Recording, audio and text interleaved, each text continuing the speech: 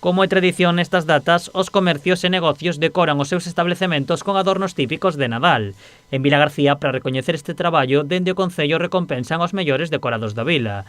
Este ano, o establecemento gañador foi a Panadería Lourido. Muy contentos por nosotros, porque sabemos que en estos tiempos difíciles, pues cualquier cosa que te caiga bien, pues es un motivo de alegría para nosotros, para nuestros clientes, para los niños que vienen, para todos los que han colaborado en la idea y para los que han hecho el montaje.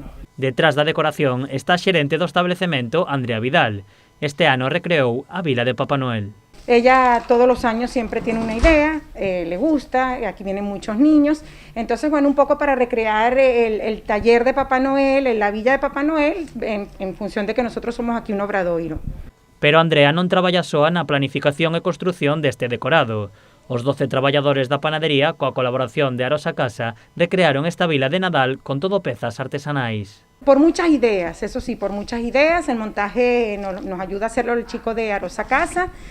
Todos son materiales de reciclaje, no es un adorno comprado, no es nada, es todo hecho pues con mucho cariño, muy artesanamente, como todo lo que hacemos aquí en la panadería.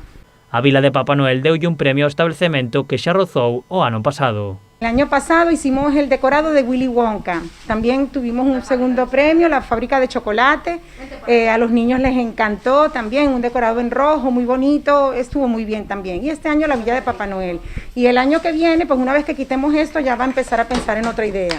O premio tamén causou a ledicia dos seus clientes. Bien, muy bien, muy bien. Este es un pasillo muy pequeñito, muy oscuro, pero cuando le ponemos todo este alumbrado, los clientes vienen, están muy pendientes, todo el mundo escucha la noticia, leen los periódicos y bueno, muchas felicitaciones, mucha alegría, porque saber que en el sitio donde tú vas todos los días, pues un motivo de alegría que todos estamos contentos.